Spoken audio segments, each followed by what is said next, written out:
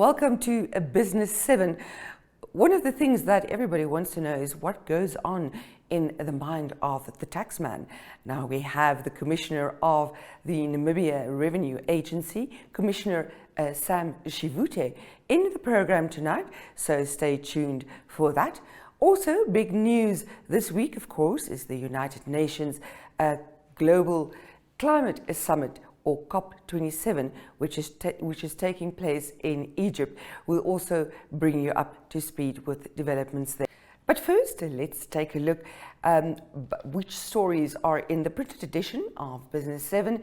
You find that, of course, in today's Republike, Namibian Sun, and Algemeine Zeitung, but you can also read the stories online on the paper's websites. We lead with the story, calling it a battle for capital, and it's all about the legal battle between the Bank of Namibia and Trustco Bank. Earlier last week, when the bond filed for liquidation of Trustco Bank, the governor of the bond, Johannes Gabagab, said the following in his finding affidavit. A fitness and probity assessment report compiled by the Bank of Namibia last month concluded that the good character of Trustco Group Holdings, the sole shareholder of Trustco Bank, was highly questionable and doubtful. According to the central bank, Trustco Bank is both factually and commercially insolvent and as such is unable to pay its debts. On page 3, we take a look at results that were made public by the Namibia Statistics Agencies. That is all about the census mapping that took place, and they have a specific section on businesses in Namibia where they mapped those out. In the survey, more than 61 businesses were included, and the data shows that most enterprises in Namibia are accommodation, followed by retail and trade. Connection. It's in the human touch, the feeling of belonging. It inspires us and empowers us, creates clarity from complexity. It starts new conversations, unlocks the power of advice, and makes an impact on your life. At Alex Forbes, we pioneer insight to provide you with advice that connects your decisions of today to your impact tomorrow.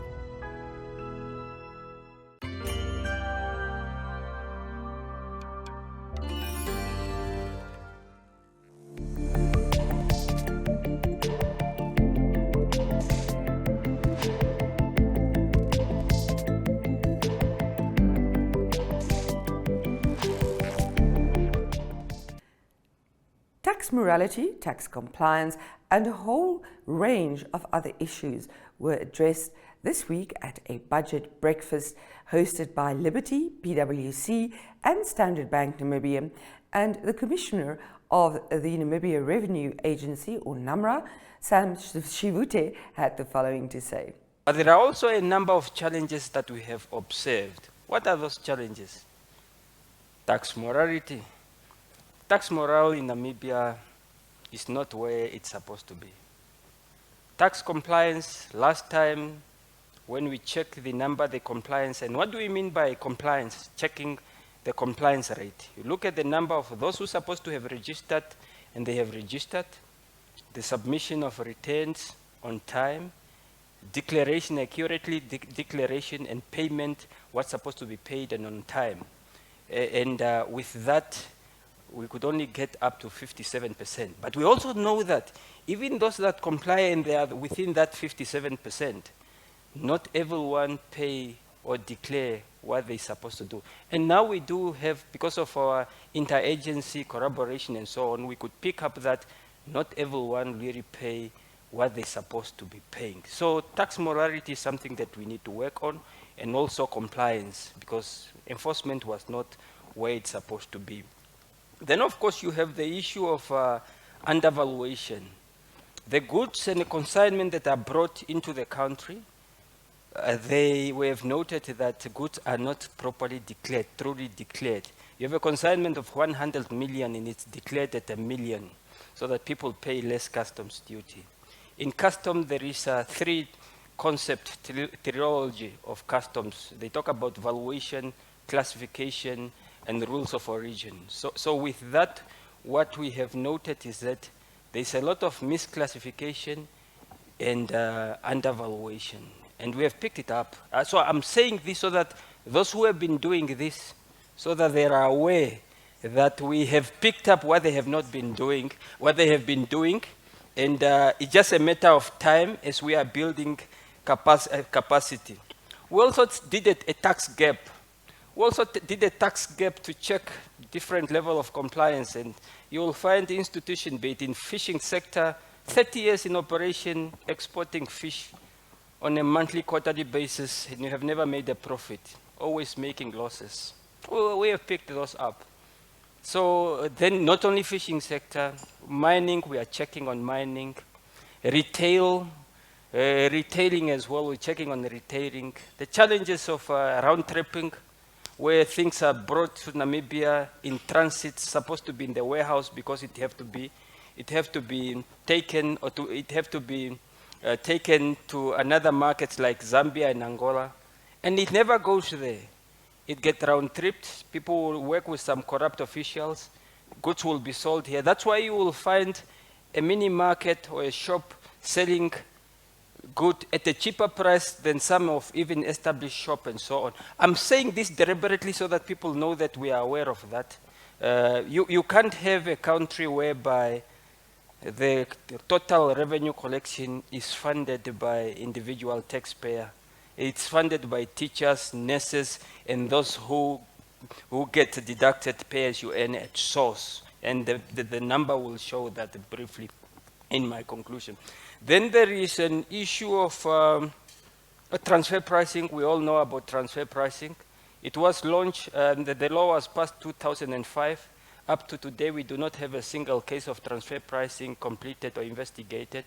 I'm very happy that we are working together with ATAF, IMF, UN is also prepared to help. We are putting together a very strong transfer pricing unit. I'm also very happy that at least for the first time, we have a transfer pricing specialist. She will be joined by Ada Olivia, and we'll make sure that the team is strengthened so that we do what we're supposed to do. Sure, there's a lot of challenge. Transfer pricing. Then, of course, then you have the issue of illicit financial flow. Most of you who have followed Thabo Mbeki's report, you have heard that 50 billion leave this country through IFF on an annual basis. But we've been talking about this IFF for a long time. The Global Integrity Financial Report have been putting this amount up to 100 billions. But what most African countries could not tell you, how much is getting from their country. Now in Namibia, working together with the FIC, Prosecutor General's Office, we were able to do a study supported by UN, and at least now we do know that at a minimum 9 billion Namibian dollar leave this country as a result of IFF. And we also know the industry. We also know the products that are undervalued, our diamonds, our uranium, gold, yes, and many other industries as well where missed trade invoices. So we have, the good news is that we have all these things. Now it's a matter of just getting capacity, and we start doing the proper audit and make those who are supposed to pay. This revenue that Ipumbu is saying, strengthen revenue collection, that is not even 5% of what we have to do to really ensure that revenue collection is strengthened to the best level. Now, I've told you the challenges. Oh, then the last challenge that you need to know as well is fraudulent refunds. To income tax, for income tax, which income tax refund only account for 5% of all the refund that we give. Like for this year, from the beginning of the year to October, we have refunded 4.5 billion Namibian dollars. But now, out of that 4.5 billion, only 5% is from income tax. 95% is VAT. Now, with income tax, we have then seen that we have people from more than 41 institutions, government and private sectors, people over a period of 7 years or so, whereby on an annual basis, they are getting between 100 to 300,000 refunds that they have not been entitled. You and I, we are paying. Those who are not even paying, and they are just getting refund they are not entitled to. And we are working on that investigation. We are working on that scam. And that is just on income tax. We are yet to start with VAT. But with VAT, that fraud will be in billions. I can say it without any fear of contradiction. It will be in billions. And therefore, but the good thing is that at least, because you can't manage what you don't know. We know now, we get input capacity, and people must just, some people have already started paying. We have sent out a notice to agent, to people in private sector and in government. They are being deducted, and they will feel it, but we will get to that, because all these people are working.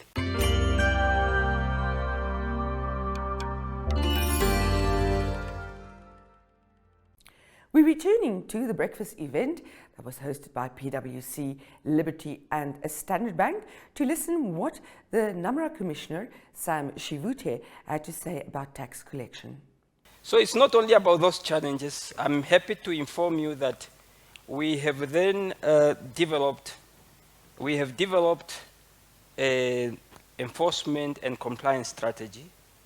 I think it will require another day for a presentation on that. We have also developed our compliance model, where we say our compliance model, first we must educate, like we are educating, this is part of education. Then the second leg is service, must make it easy for people, for taxpayers to comply. And the third part is enforcement. But in some cases we have already started with enforcement, but we will educate, service, and enforcement. So that is really where we are going. Now, I wanted to briefly show just to briefly talk about revenue collected until 31st of October. Individual taxpayer, just for this year, 9.4 billion, that make up 27%, that's individual taxpayer. Then of course, company income tax, 4.3 billion, that's 12%. And that is where you have a problem. You can't have, because in that 12%, if you break it down and you look at the diamond contribution, it will give you about 65% of that. So corporate, this thing of forever declaring losses and so on, that thing have to come to an end. The VAT, of course, 8.2 billion, it's 23%. International tax, that's what you get from SACU, 33%, 11.7 billion. And the other taxes, that is now your transfer duty, stamp duty, and so on, 1.6 billion. That's just from the beginning of the year, from the 1st of April to 30th of October. And I'm very happy to say net minus the 4.5 billion that we have refunded, the net is 35 billion. But also from a tax target perspective, we have hit already 70% within the first 6 months. By the fifth month, we have already collected 50% of that, and that's why Tate Ipumbu came back to us and said, "I'm giving you another target. I'm increasing it with 4 billion." And we say we are not worried because, I mean, the work have not yet started because we do know. And here we know whether the economy grow or not. There's money that already supposed to be paid, and also the leakages. You just close the leakages, you speak to the people, those who can think for themselves and take us very serious, they start doing the right thing and paying the right amount.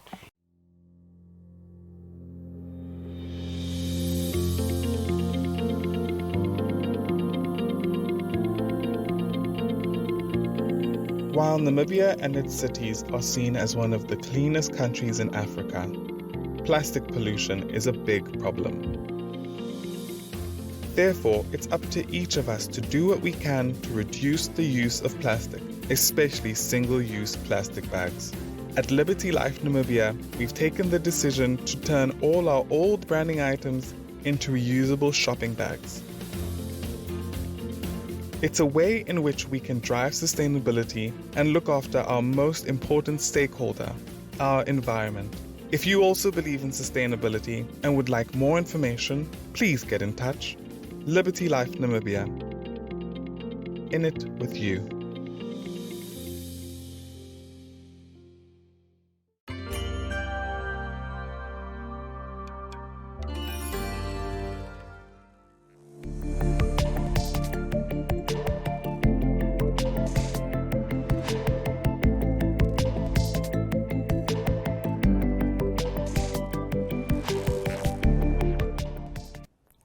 COP27 is big news this week, and of course Namibia faring excellently at the Climate Summit, having already received grants or concessional loans in excess of 10 billion Namibian dollars.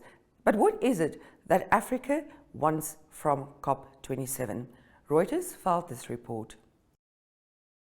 The United Nations Climate Conference, COP27, has returned to Africa, and that's prompted hopes from climate experts and those involved in negotiations that the concerns of the continent will be listened to.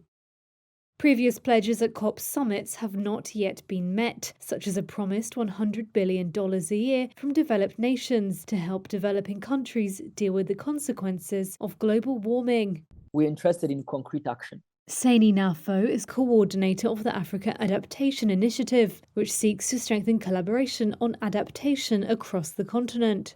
He's also a spokesperson and former negotiator for the African Group of Negotiators. If we get that adaptation finance decision, which is to say, no, don't give us more finance. Please don't pledge more finance. The finance you already pledged, just tell us how you're going to do it. Let's meet twice a year. Let's have consultation. Let's see how this is going to happen. Let's be transparent, accountable, and let's see how we can country drive this and have more ownership about this. That will be a very good start. For the first time, the summit, hosted by Egypt, will officially host discussions on loss and damage. That's the delicate issue of whether rich nations should compensate poorer countries most vulnerable to climate change. For more than a decade, wealthy nations have rejected inclusion of the issue's discussion as a part of COP's formal agenda. But Hyacinth Niyitegeka, coordinator of the Loss and Damage Collaboration, says African countries are not asking for much. We only need them to realize how much they have contributed to this, and know that we only need little money out of billions and billions they are making out of their businesses and other projects that are emitting a lot. COP27 follows a year of wild weather disruptions across the world. Africa has suffered deadly floods, storms and drought.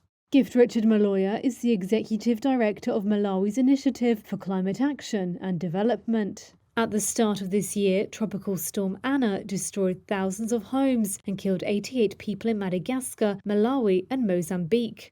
He agrees that wealthier nations need to live up to their promises of finance, but that's not the end of it.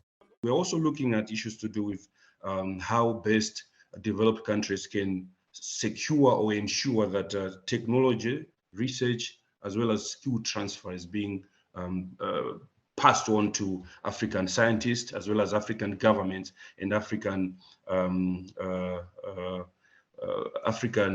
organizations that are working in the climate sector.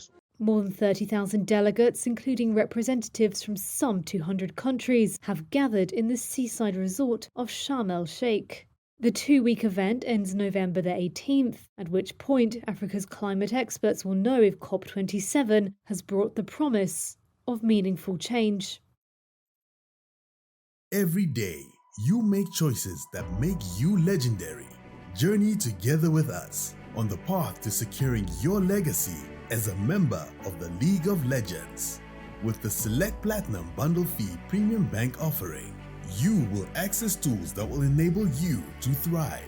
If you earn 850,000 Namibian dollars per annum or more, you can apply for this offering today via bankventug.com.na for only 447 Namibian dollars per month.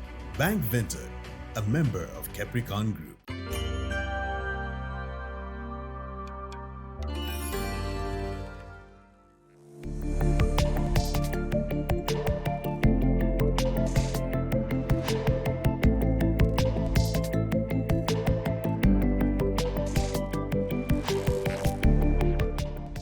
Namibia is pinning hope on a huge commercially viable oil discovery along its coast.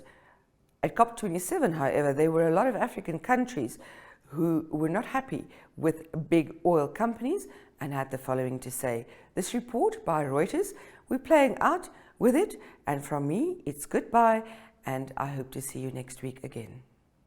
I have the honor. Leaders from emerging economies and poorer countries are using their speeches at Egypt's COP27 climate summit on Tuesday to criticise wealthy governments and oil companies for driving global warming, demanding they pay up for damages being inflicted on their economies.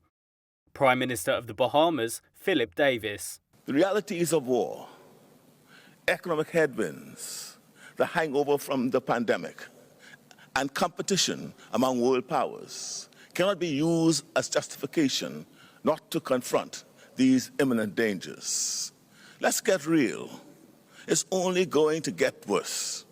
Small island states, by increasingly violent ocean storms and rising sea levels, called on oil companies to shell out some of their huge recent profits, while developing African states called for more international funds. President of Rwanda, Paul Kagame. The most valuable contribution that the developed countries can make is to reduce their emissions faster, while investing with Africa to build sustainable green power. South African President Cyril Ramaphosa added that the continent needs a predictable, appropriate and at-scale funding stream and technological support. Senegal's President Macky Sall said poor developing countries in Africa would resist calls for an immediate shift from fossil fuels if it is needed to boost their economies. Let's be clear.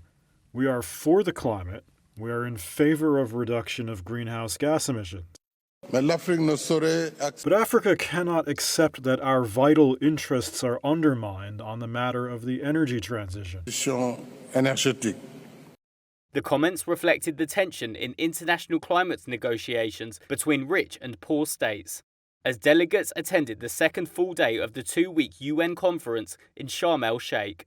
Scores of other heads of state and government were scheduled to speak on Tuesday, but many of the world's biggest polluters, including the United States, China and India, were not on Tuesday's schedule.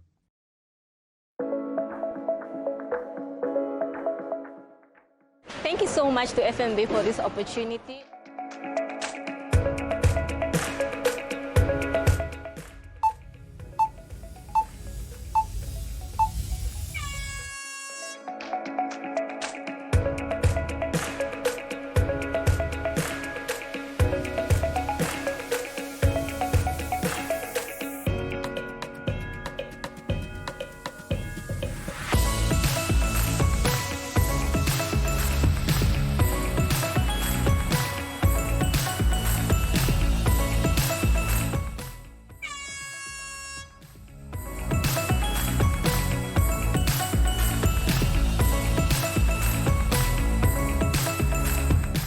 Thank you so much to FNB. What an experience. I never got to do shopping in 5 minutes, but look at all this.